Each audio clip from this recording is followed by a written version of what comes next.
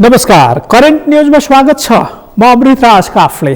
आजको करेन्ट न्यूजमा हामी नेपालमा सुरु भएको कोरोना महामारीको दोस्रो लहरसँगै राजनीतिक गतिविधिमा केन्द्रित रहेर कार्यक्रम प्रस्तुत गर्दैछौँ। नेपालमा हरेक दिन सयौं नयाँ कोरोना संक्रमित थपिने क्रम रोकिएको छैन। कोरोना संक्रमण उच्च हुन थालेपछि सरकारले वैशाखभर संक्रमण बढी भएका स्थानमा निषेधाज्ञा जारी गर्ने निर्णय गरिसकेको छ। त्यसै अनुसार काठमाडौँ उपत्यकामा भने बुधबारसम्म मात्रै निषेधाज्ञा जारी गरिएको थियो। एक साता अघि जारी गरिएको निषेधाज्ञा थप गरेर वैशाखभर नै गर्ने निर्णय काठमाडौँमा समेत भएको छ। काठमाडौँ उपत्यकाका 3वटै प्रमुख जिल्ला अधिकारीहरूको बैठकले काठमाडौँमा जारी निषेधाज्ञालाई थप कडा बनाउँदै आवागमनमा समेत थप कडाई गर्ने निर्णय गरेको छ। अब काठमाडौँ उपत्यकामा बिहान 7 बजेदेखि 9 बजेसम्म 2 घण्टा मात्रै पसल सञ्चालन गर्न पाइने भएको छ भने बिना काम सडकमा निस्कन समेत नदिने निर्णय प्रमुख जिल्ला अधिकारीहरूले गरेका छन्। निषेधाज्ञाका बीचमा अत्यावश्यक सेवा बाहेक अन्य सेवा व्यवसाय सञ्चालन गर्न नदिने सरकारले यसअघि निर्णय गरिसकेको छ। सरकारी निर्णयअनुसार बुधबारदेखि काठमाडौँ उपत्यकामा सरकारी र निजी सवारी साधनको आवागमनमा समेत थप कडाई हुनेछ। कोरोना महामारी नियन्त्रणभन्दा बाहिर जान सक्ने जोखिमका बीचमा सरकारले जारी गरेको आदेश कार्यान्वयन गर्नुको विकल्प समेत देखिएको छैन। खुला सीमा भएको भारतमा हरेक दिन लाखौंको संख्यामा कोरोना संक्रमित थपिएको र नेपाल भारत सीमा अहिलेसम्म पनि खुला रहेका कारण निषेधाज्ञाको विकल्प देखिएको छैन। सरकारले समेत निषेधाज्ञालाई बाध्यताका रूपमा बुझ्न अपिल गरेको छ। त्यसबाहेक सरकारले देशव्यापी सबै शिक्षण संस्थाहरू बन्द गर्ने घोषणा यसअघि गरिसकेको छ। यातायात बन्द भएको भनिएको भए पनि विमानस्थल भने आंशिक रूपमा खुल्ला रहने जनाइएको छ। करेन्ट न्यूजको पहिलो खण्डमा काठमाडौँ उपत्यका सहित देशका विभिन्न जिल्लामा जारी गरिएको निषेधाज्ञा सम्बन्धी आदेशको यो विषय।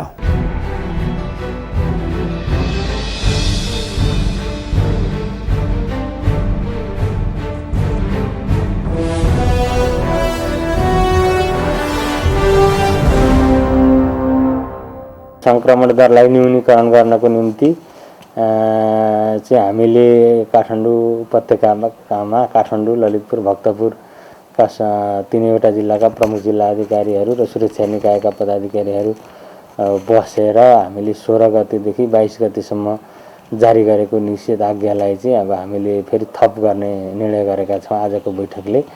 यो चाहिँ अहिले अब हामीले 23 गते बिहान देखि लागू हुने गरी अब 29 गतेसम्मलाई चाहिँ थप गरिएको छ। अहिले पछिल्लो चरण फेरि 1 हप्ता थप गर्ने निर्णय गर्यौँ र यसमा अलिकति हामीले पहिलेको भन्दा अलिकति केही मोडालिटी पनि परिवर्तन गरेका छौँ। अब यो संक्रमण दर अझै तीव्र रूपमा बढ्दै गयो।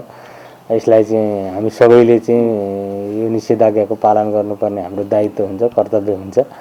त्यो भएको हुनाले हामीले आम सर्वसाधारण नागरिकहरूको लागि पनि केही चाहिँ अब अलिकति नियमहरू परिवर्तन गरेका छौँ। अत्यावश्यक काम बाहेक अब घरबाट बाहिर ननिक्लिने, भौतिक दूरी कायम गरेर चाहिँ आफ्नो अत्यावश्यक सामग्री खरिद गर्न निक्लिने, अनिवार्य रूपमा स्वास्थ्य प्रोटोकलहरू पालना गर्ने, मास्कहरू अनिवार्य लगाउने र यो अत्यावश्यक सामग्री खरिद गर्नको निम्ति हामीले यो 16 देखि 22 सम्मको आदेशमा चाहिँ बिहान 10 बजेसम्म र बेलुका 5 बजेदेखि 7 बजेसम्म गरिएको थियो। अब चाहिँ यो 23 गतेदेखि लागू हुने गरी चाहिँ बिहान 9 बजेसम्म मात्रै सीमित गरिएको छ। बेलुकाको अत्यावश्यक सामग्री खरिद गर्ने त्यो जुन साबिकको व्यवस्था थियो 5 देखि 7 त्यसलाई हटाइएको छ। अब बिहान मात्रै आम नागरिकहरू सर्वसाधारणले बिहान 9 बजेसम्म आफ्नो अत्यावश्यक सामग्रीहरू खरिद गर्न सक्नुहुनेछ। त्यसै गरी यो सरकारी कार्यालय र कर्मचारीको सम्बन्धमा पनि हामीले अब मन्त्रालय विभागको हकमा 40% कर्मचारीले मात्र कार्यालय सञ्चालन गर्ने व्यवस्था मिलाउन र चाहिँ त्यहाँको सवारी साधनको हकमा सम्बन्धित मन्त्रालयको विभागीय प्रमुखले जारी गरेको सरकारी पासको आधारमा कार्यालय सञ्चालन गर्न दिने र कर्मचारीको हकमा पनि परिचय पत्रको आधारमा आवत जावत गर्न दिने भन्ने व्यवस्था मिलाएको छ। र अर्को बैंक तथा वित्तीय संस्थाको हकमा पनि अब केन्द्रीय कार्यालयको हकमा 20% कर्मचारीले कार्यालय सञ्चालन गर्ने गरी व्यवस्था मिलाउने र अन्य उपत्यकाका 3टै जिल्लामा बैंकको शाखा कार्यालयको हकमा 25% मात्रै कार्यालय बैंकका खुल्ने व्यवस्था मिलाउन हामीले बैंकर्स एसोसिएसनसित पनि छलफल गरेर त्यही अनुसारको व्यवस्था मिलाउने भनिएको छ र आदेशमा पनि हामीले त्यही अनुसार हामीले निर्णय गर्नेछौँ र यसको चाहिँ अब प्रभावकारी अनुगमनको व्यवस्था पनि हामीले चाहिँ त्यो गर्ने भनेका छौँ र अब यो आदेशको पालना गर्नु हामी सबैको चाहिँ अब कर्तव्य हो, दायित्व हो। अब अहिले दिनानुदिन सङ्क्रमण बढिरहेको छ र अनुगमनको सिलसिलामा नेपाल प्रहरीले अब यो मास्कहरू नलाउनेलाई चाहिँ जरिमानाको पनि अब सुरुवात गरिसकेको अवस्था छ, जरिमाना गरिराखेको अवस्था छ। होल्डिङमा व्यक्तिहरूलाई राख्ने त्यो व्यवस्था गरिएको छ। अब यो थप अलिकति कडाइ गर्नुको कारण चाहिँ अझ भिडभाड चाहिँ हुन नदिने नै हो। त्यसमा अब सञ्चारकर्मी र सञ्चारगृहको हकमा पनि अब सूचना विभागद्वारा जारी गरेको प्रेस पास को आधारमा दिने र प्रेस पास नहुनेको हकमा मिडिया हाउसको अन्य कर्मचारी, प्राविधिक कर्मचारी जो नखटाइ नहुनेछ त्यसको हकमा चाहिँ अब मिडिया हाउसले न्यूनतम कर्मचारीद्वारा सञ्चालन गर्ने व्यवस्था मिलाउने र सोको विवरण जिल्ला प्रशासन कार्यालयमा दिने र जिल्ला प्रशासन कार्यालयमा समय समयमा त्यसको चाहिँ अनुगमन गर्ने भन्ने पनि व्यवस्था मिलाएको छ। मोटामोटी अब अनि हरेक सेक्टरले अब सेक्टरको लागि हामीले कुन कुन सेक्टर खुल्ला राख्न दिने भन्ने स्पष्ट आदेशमा बोलिएको छ र अत्यावश्यक काम बाहेक अब चाहिँ घरमा बाहिर ननिक्लिने र हिजो काठमाडौँ, ललितपुर, भक्तपुरले 22 गतेसम्म जारी गरेका जुन पासहरू छन्, सवारी पासहरू, त्यसलाई चाहिँ अब त्यो 23 गतेपछि त्यो लागू हुने छैन र अत्यावश्यक काममा चाहिँ अब हामीले सहजीकरण गर्ने छ।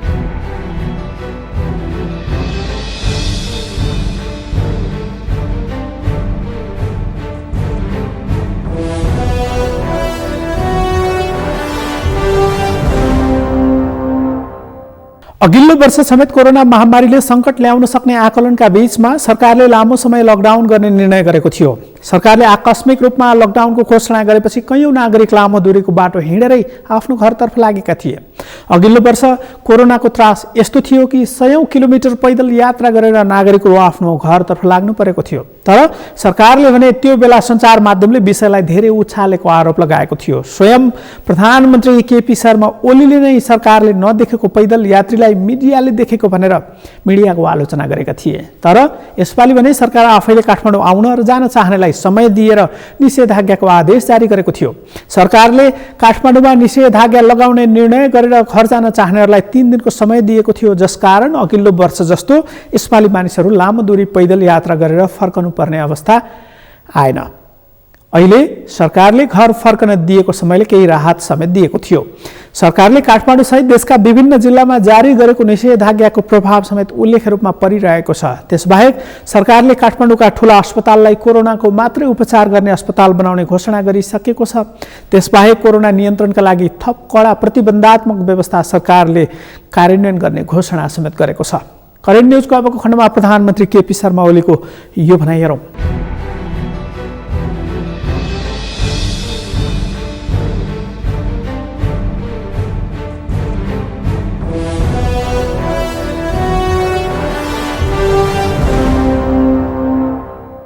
सबै सरकारी तथा निजी अस्पतालले आफू कहाँ उपलब्ध शैय्या र तीमध्ये प्रयोग भएका वा नभएका शैय्याको दैनिक विवरण अद्यावधि गर्ने र त्यस विवरण तत्काल स्वास्थ्य तथा जनसङ्ख्या मन्त्रालयमा पठाउनु पर्नेछ। कुनै अस्पतालले विवरण पुरा नपठाई शैय्या लुकाएको भेटिएमा कारबाही हुनेछ। ठूला अस्पताल तथा मेडिकल कलेजमा अक्सिजन प्लान्टको स्थापना गरिनेछ। सञ्चालनमा नआएका अक्सिजन प्लान्टलाई शीघ्र मर्मत गरी सञ्चालनमा ल्याइनेछ। लिक्विड अक्सिजनको अवैध निर्यात गर्नेलाई कडा कारबाही गरिनेछ। लिक्विड अक्सिजन तथा अक्सिजन जेनेरेटर खरिद गरेर मौजदात राखिनेछ। देशभरका अक्सिजन प्लान्टबाट उत्पादित अक्सिजन हाललाई अस्पताल र उपचारको प्रयोजनका लागि मात्र प्रयोग गर्ने गरी अन्य क्षेत्रमा आपूर्ति गर्न रोक लगाइएको छ। कोभिडको उपचारमा प्रयोग हुने एन्टिभाइरल औषधि तथा अन्य जीवनरक्षक औषधि प्रत्येक अस्पतालले मौजदातमा राख्नुपर्ने व्यवस्था गरिएको छ। यस्ता औषधिको कृत्रिम अभाव सिर्जना गर्ने र कालोबजारी गर्नेलाई कडा कारबाही गरिनेछ। स्वास्थ्य जनशक्तिको अभाव हुन नदिन सङ्घ, प्रदेश र स्थानीय तहमा अवकाश प्राप्त चिकित्सक तथा अन्य स्वास्थ्यकर्मीलाई 1 वर्षका लागि करारमा भर्ना गरिनेछ। कोभिड-19 को पहिचान, निदान, उपचार र बिरामीको ओसार प्रसार र सब व्यवस्थापनमा प्रत्यक्ष रूपमा संलग्न चिकित्सक, स्वास्थ्यकर्मी, चालक तथा सहचालक र सफाई कर्मीका साथै कर्मचारीहरूलाई सुरु तलब स्केलको 50% जोखिम भत्ता, परिवारको उपचार र बिमाको व्यवस्था गरिनेछ। जनस्वास्थ्य मापदण्ड पालन गराउन सुरक्षाकर्मीलाई टोल, बस्ती, गल्ली तथा अन्य ठाउँमा परिचालन गरी 24 घण्टा अनुगमन र निगरानी गरिनेछ। मापदण्डको उल्लङ्घन गर्नेलाई कानुन बमोजिम दण्डित गरिनेछ। संक्रमणको साङ्लो तोड्नको लागि जारी गरिएको निषेधाज्ञा तथा बन्दाबन्दीका कारण कसैलाई पनि भोकै मर्न नदिनेमा सरकार सचेत रहन्छ। महामारी नियन्त्रण भएसँगै अर्थतन्त्र र रोजगारीका क्षेत्रलाई ध्वस्त हुन नदिन आवश्यक प्रबन्ध गरिने नै छ। जनस्वास्थ्यका मापदण्ड पालनाको नेतृत्व गृह मन्त्रालयले र जनचेतनाको नेतृत्व सूचना तथा सञ्चार प्रविधि मन्त्रालयले गर्नेछन्। परीक्षण, उपचार तथा अन्य विषय स्वास्थ्य तथा जनसङ्ख्या मन्त्रालयले र खोप आयातको नेतृत्व परराष्ट्र मन्त्रालयले गर्नेछन्। अन्तर मन्त्रालय समन्वयमा काम गरिनेछ। दिदीबहिनी तथा दाजुभाइहरू, महामारीको संक्रमण बढ्न नदिन सरकारले आफ्नो दायित्व हर हालतमा पूरा गर्छ। यसलाई प्रभावकारी बनाउन सरकारका साथै आम नागरिकको पनि उत्तिकै भूमिका हुन्छ। त्यसैले सकभर घरमै बसौँ, घर बाहिर निस्किनु परेमा अनिवार्य रूपमा सही तरिकाले मास्क लगाउँ, समय समयमा साबुन पानीले हात धोउँ वा स्यानिटाइजरले हात सफा गर्ने गरौँ, भोज भतेर तथा पर्व घरमै मनाउँ, भौतिक दूरी कायम गरौँ, भिडभाडबाट टाढै रहौँ, हल्ला र अफवाहहरूबाट भ्रमित र प्रभावित नहौँ, चिकित्सक, विज्ञ तथा प्राविधिकहरूको सल्लाहलाई पालना गरौँ, धैर्य गरौँ, संयमता अपनाऊ, सावधान हौँ तर आतंकित नहौँ। गत वर्ष गरिएको बन्दाबन्दी र जारी गरिएको निषेधाज्ञाका समयमा हामीले पालना गरेको अनुशासनले महामारीको असर धेरै हदसम्म कम हुन गएको थियो। यसमा भएको हेलचेक्राइले क्रमशः महामारी फैलिन बल पुर्याएको तथ्यलाई हामी सबैले मनन गरौँ। नभुलौँ, महामारीले कसैलाई पनि छोड्दैन। अन्त्यमा महामारी नियन्त्रणका लागि सरकारले चालेका कदम र लिएका पहलमा सबैको साथ सहयोग प्राप्त हुने अपेक्षा गर्दछु। चिकित्सक, स्वास्थ्यकर्मी, कर्मचारी, चालक, सहचालक, सफाईकर्मी एवं सम्बद्ध सबैलाई विचलित नभई आफ्नो कर्तव्य निर्वाह गर्न म हार्दिक आह्वान गर्दछु। राजनीतिक दलका नेता, कार्यकर्ता, सामाजिक सङ्घ संस्था एवं प्रदेश तथा स्थानीय तहका जनप्रतिनिधिहरूलाई कोभिड विरुद्ध जनचेतना जगाउन र असहायलाई सहयोग गर्न समेत आग्रह गर्दछु।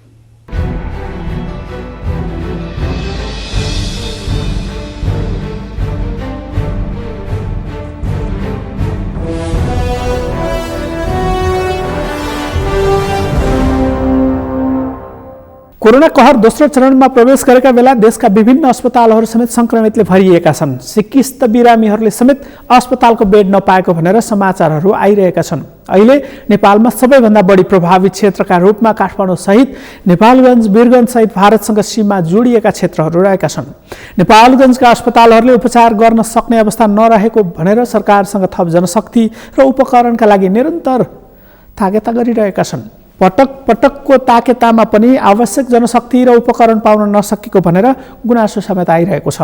स्वास्थ्य मन्त्रालयमा त्यसको जानकारी गराएको भए पनि गुनासो सम्बोधन नभएको भनेर अस्पतालका पदाधिकारीहरूले भनिरहेका छन्। यस्तोमा सरकारले भने परिस्थिति थप बिग्रन नदिन 500 भन्दा बढी कोरोना संक्रमित रहेका शहरहरू र 200 भन्दा बढी संक्रमित रहेका पहाडी र हिमाली जिल्लाहरूमा निषेधाज्ञा जारी गर्ने अधिकार स्थानीय प्रशासनलाई दिने निर्णय गरिसकेको छ।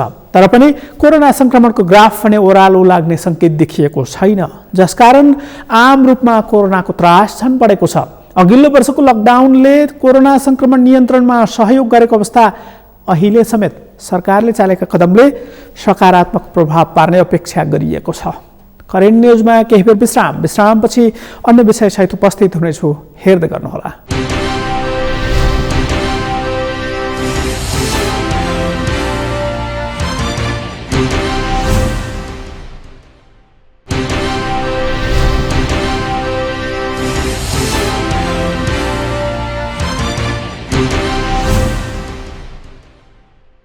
विश्रामपछि करेन्ट न्युजमा फेरि पनि स्वागत छ। आजको करेन्ट न्युजमा हामी कोरोना महामारीको दोस्रो चरण सुरु भएको अहिलेको अवस्थामा नियन्त्रणका लागि भइरहेका प्रयास र त्यसको प्रभावसँगै अन्य राजनीतिक गतिविधिका बारेमा केन्द्रित रहेर कार्यक्रम प्रस्तुत गरिरहेका छौँ। कोरोना संक्रमणको अहिलेको अवस्था आउँछ भनेर सरकारलाई जानकारी नभएको भने होइन। खुल्ला सीमा भएको भारतमा पछिल्लो महिना देखेको उच्च स्तरको संक्रमण दलले नेपाल प्रभावित हुन सक्ने आकलन सरकारले समेत गरेको थियो। तर सकभर अघिल्लो वर्षको लकडाउनले थलिएर भर्खरै लयमा फर्कन लागेको अर्थतन्त्र जोगाउन समेत देशव्यापी लकडाउन गर्ने मोडमा सरकार देखिएको थिएन। व्यवसायीसँगै विभिन्न पेसा व्यवसायमा रहेकाहरूले समेत लकडाउनको विकल्प अरू नै खोज्न सरकारलाई सुझाव समेत दिएका थिए। तर अहिले अवस्था थप भयावह हुन सक्ने आकलनसहित सरकार निषेधाज्ञा जस्ता प्रतिबन्धात्मक व्यवस्था कार्यान्वयनमा लैजाने बाध्यतामा पुगेको छ।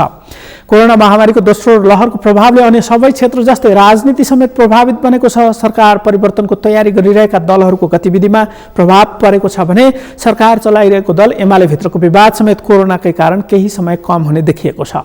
एमालेको माधव नेपाल, झलनाथ खनाल समूहले कोरोनाका कारण आफ्नो समूहको गतिविधि केही प्रभावित भए पनि सङ्घर्ष भने कायमै राख्ने निर्णय गरिसकेको छ। एमालेको ओली इत्तर समूहले सरकारले कोरोना नियन्त्रणका लागि प्रभावकारी काम गर्न नसकेको निष्कर्ष समेत निकालिसकेको छ। तर प्रधानमन्त्री केपी शर्मा ओलीले आगामी 27 गते विश्वासको मत लिने घोषणा गरेपछि भने राजनीति तरङ्गित बनेको छ। नेकपा माओवादी केन्द्रले समेत विश्वासको मत दिने वा नदिने भन्ने बारेमा छलफल सुरु गरिसकेको छ।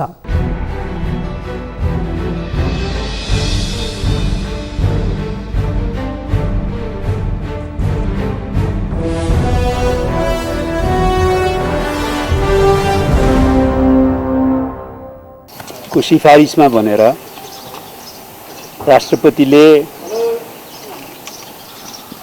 अहिले यही वैशाख 27 गतिको लागि प्रतिनिधि सभाको अधिवेशन बोलाइएको छ र त्यसमा प्रधानमन्त्रीले आफ्नो सरकारको विश्वासको मत लिने कुरा बताउनु भएको छ। हाम्रो पार्टीले अदालतको 2077 फागुन 23 गतेको हाम्रो पार्टी नेपाल कम्युनिस्ट पार्टी नेकपालाई विभाजित गरेर नेकपा एमाले र नेकपा माओवादी केन्द्र दुईटा पार्टी बनाइदिने फैसला आएपछि नै यो सरकारले प्रधानमन्त्रीले चैत्र 23 गते भित्र नै विश्वासको मत लिनुपर्छ भनेका थियौँ।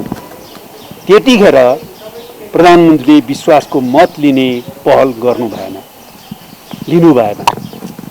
अहिले केही समय भित्रै संसदको नियमित अधिवेशन बोलाउनु पर्ने बाध्यकारी व्यवस्था छ। फागुन 23 गतेको अदालतको आदेश अनुरूप चैत्र 23 गतेसम्म विश्वासको मत लिनुपर्ने विषयलाई छल्ने र नियमित अधिवेशन बोलाउनुको सट्टा यसलाई विशेष अधिवेशनको रूप दिएर जो अधिवेशन बोलाइएको छ त्यसले प्रधानमन्त्रीको राजनीतिक आशय र उद्देश्य राम्रो देखिँदैन। त्यसकारणले यसलाई हाम्रो पार्टीले सबै राजनीतिक दलहरूले र लोकतान्त्रिक शक्तिहरूले सचेततापूर्वक ध्यान दिनुपर्ने आवश्यकता छ भन्ने हाम्रो पार्टीको स्थायी कमिटीको बैठकले निष्कर्ष निकालेको छ। दोस्रो कुरा, लुम्बिनी प्रदेशमा जुन ढङ्गले अवैधानिक ढङ्गले नयाँ प्रदेश सरकार बनाएको घोषणा गरिएको छ त्यो पूर्ण रूपले अवैधानिक छ र लोकतान्त्रिक मूल्य मान्यता राजनीतिक नैतिकताको चरम उल्लङ्घन र स्खलनको पराकाष्ठ हो। हामीले त्यसैले यो लुम्बिनीको प्रदेश सरकार भनिएको कथित सरकारलाई अवैधानिक घोषणा गर्दछौँ र त्यसका विरुद्धमा प्रदेशमा रहेका संसदभित्रका सबै पार्टीहरूले सरकारको पार्टी बाहेक जुन प्रकारको कदम चालेका छन् त्यो कदमलाई हामीले दृढ रूपमा समर्थन गर्दछौँ। तेस्रो कुरा, हाम्रो पार्टीको यो बैठकले हालै मात्र 2 प्रदेश प्रमुखहरूलाई गण्डकी प्रदेश र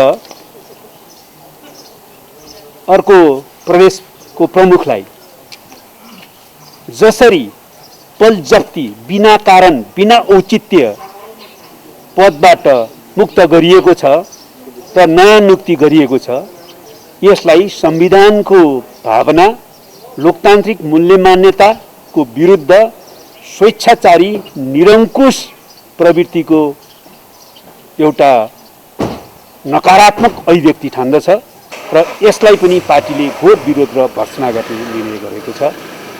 र साथसाथै पार्टीले समग्रतामा प्रधानमन्त्री केपी ओली, उनको सरकार र उनको गुटले देशलाई एकपछि अर्को प्रतिगमनको दिशातिर लैजान योजनाबद्ध रूपले कदम चालिरहेको पार्टीको निष्कर्ष झन्झन पुष्टि हुँदै गएको विश्लेषण गर्दै संविधान र लोकतन्त्रको रक्षाका निम्ति सम्पूर्ण राजनीतिक पार्टी, नागरिक समाज र सबै जनसमुदायलाई सचेत र एकताबद्ध रहन अपिल गर्ने निर्णय पनि गरेको छ।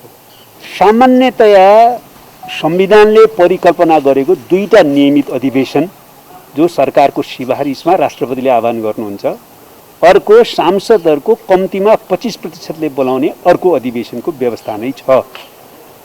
त्यसरी हेर्दा यो संविधानको मर्म र परम्परागत अभ्यास भन्दा भिन्न छ।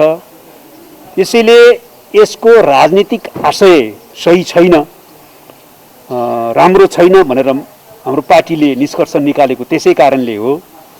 यसको वैधानिकताका बारेमा पनि छलफल बहस अहिले राष्ट्रव्यापी रूपमा भइराखेका छन्।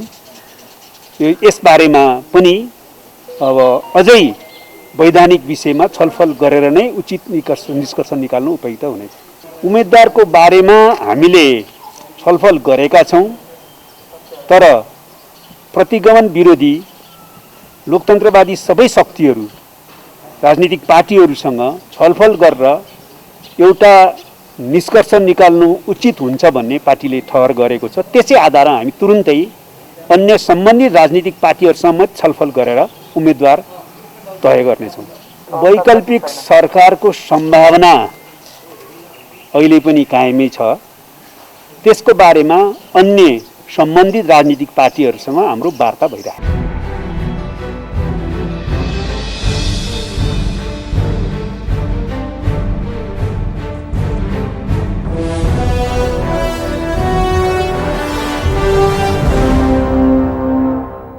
कोरोना महामारीका कारण प्रमुख प्रतिपक्ष दल नेपाली कांग्रेसको केन्द्रीय समिति बैठक स्थगित भएको छ। केही केन्द्रीय सदस्य र कार्यालयका कर्मचारीमा कोरोना संक्रमण देखिएपछि कांग्रेसको केन्द्रीय समिति बैठक अनिश्चितकालका लागि स्थगित भएको छ। कांग्रेसको आगामी महाधिवेशनका लागि क्रियाशील सदस्यता वितरण र नवीकरणमा समेत समस्या देखिएको छ। वैशाख 15 गतेसम्म मात्रै सदस्यता वितरण र नवीकरणको काम गर्ने मिति तोकेको कांग्रेसले कोरोनाका कारण अब कुनै पनि राजनीतिक गतिविधि गर्न सक्ने सम्भावना छैन, जसका कारण आगामी भदौका लागि तोकिएको महाधिवेशन समेत प्रभावित हुन सक्ने देखिएको छ। त्यसबाहेक प्रधानमन्त्री केपी शर्मा ओलीले विश्वासको मत लिने भनेर संसदको अधिवेशनलाई आह्वान गरेपछि नेपाली कांग्रेसले समेत छलफल सुरु गरेको छ। कांग्रेसले सरकारलाई विश्वासको मत नदिने भनिसकेको छ भने नयाँ सरकार गठनका लागि समेत पहल लिने संस्थागत निर्णय समेत गरिसकेको छ। यस्तोमा कांग्रेसले जनता समाजवादी पार्टीसँग र माओवादी केन्द्रको समर्थनमा नयाँ सरकार गठनको प्रयास समेत गरिरहेको छ। त्यसबाहेक कांग्रेसको आगामी महाधिवेशनका बारेमा समेत कोरोनाका कारण समस्या आउन सक्ने देखिएको छ। के छ कांग्रेसको तयारी? करेन्ट न्यूजको अबको खण्डमा यो भनाइ हेरौँ।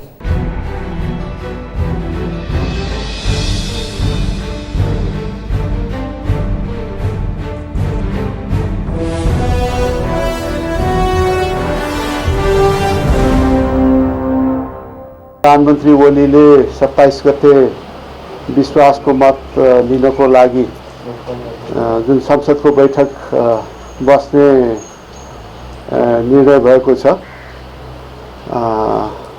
र त्यो विश्वासको मतलाई असफल बनाउन नेपाली कांग्रेस पार्टीले पहल गर्ने, अन्य दलहरूसँग पनि कुरा गर्ने र जसरी चाहिँ ओलीजीको नेतृत्वमा सरकार छ चौतर्फी रूपमा संवैधानिक मूल्य र मान्यताहरूलाई, मर्यादाहरूलाई एकपछि अर्को गरेर भत्काउने काम भइरहेको छ। प्रदेशहरूमा पनि नाङ्गो किसिमबाट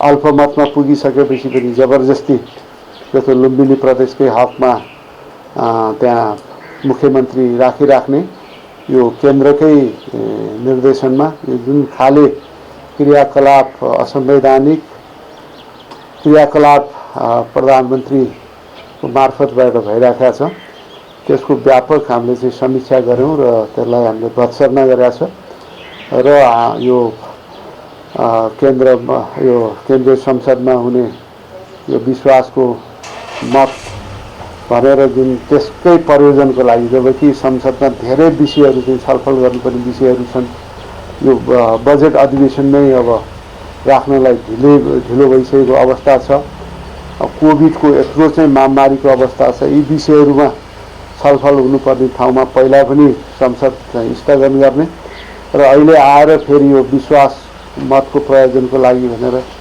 यो संसद बोलाउने जुन चाहिँ काम भएको छ, त्यसकारण यो सरकारलाई यो ओलीजीलाई यसमा चाहिँ फेल गराउने, यो विश्वास मतमा फेल गराउनेको लागि हामी लाग्ने कुरा भएको छ र सँगसँगै अहिले फेरि यो अध्यादेशको मार्फतबाट यो संवैधानिक आयोग लगायतका विषयहरूलाई त्यसलाई फेरि अध्यादेश मार्फत अगाडि बढाउने काम भएको छ, त्यसलाई पनि हामीले चाहिँ भर्त्सना गरेका छ। संसदलाई पटक पटक छलेर यी कुराहरू भइरहेका छन् र संसदकै बैठक बोलाएर त्यस विषयमा छलफल हुनुपर्ने ठाउँमा त्यसलाई छलेको अवस्था छ, त्यसलाई पनि पार्टीले भर्त्सना गरेका छ।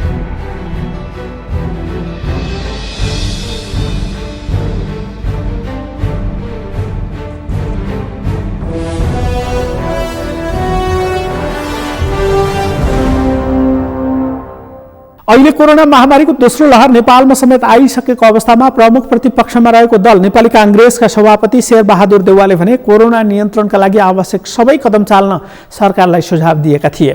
सभापति देउवाले कोरोना नियन्त्रणका लागि सबै प्रयास गर्न, खोपको बन्दोबस्त गर्न र जनताको स्वास्थ्यलाई गम्भीर रूपमा लिन सरकारसँग माग गरिसकेका छन्। त्यसबाहेक माओवादी केन्द्रका अध्यक्ष प्रचण्डले समेत कोरोना महामारी नियन्त्रणका लागि प्रभावकारी कदम चाल्न सरकारसँग माग गरेका छन्। कोरोना नियन्त्रणका लागि सरकार एकल रूपमा मात्रै प्रयास गरेर भने सम्भव हुने देखिएको छैन। सरकार राख्ने अन्य सबै क्षेत्रको समेत उत्तिकै महत्त्वपूर्ण भूमिका रहने भनेर सरकारले समेत भनिरहेको छ। तर यो बीचमा समेत राजनीतिक खिचातानी भने चलिरहने देखिएको छ। केन्द्रमा नयाँ सरकार गठनको प्रयास समेत चलिरहेको छ। प्रदेशहरूमा समेत यस्तै प्रक्रिया जारी छ। कोरोना महामारीका बेला हुने राजनीतिक गतिविधिले समेत कोरोना झन् फैलिन सक्ने आशंका समेत सुरु भएको छ। यसअघि सरकार आफैले गरिरहेका सभा सम्मेलनहरूसँग विपक्षमा रहेका दलहरूको निरन्तरको भेलाले समेत कोरोना महामारीको विस्तारमा सहयोगी भूमिका खेलेको भनेर अहिले आलोचना भइरहेको छ। कोरोना संक्रमणले तीव्रता पाउने अवस्थामै सरकारले समेत ठूला कार्यक्रमहरूको आयोजना गरेको भनेर अहिले समेत आलोचना भइरहेको छ। सरकार आफैले 25 जना भन्दा धेरै भेला नहुन जारी गरेको निर्देशन आफै उल्लङ्घन गरेको भनेर आलोचना समेत निरन्तर जारी छ। हवस् त, करेन्ट न्यूजको आजको समय सकियो। भोलि फरक विषयका साथमा उपस्थित हुने नै छु। नेपालको पहिलो न्यूज च्यानल सगरमाथा टेलिभिजन हेर्दै गर्नुहोला। म अमृतराज काफले बिदा हुन्छु। नमस्कार।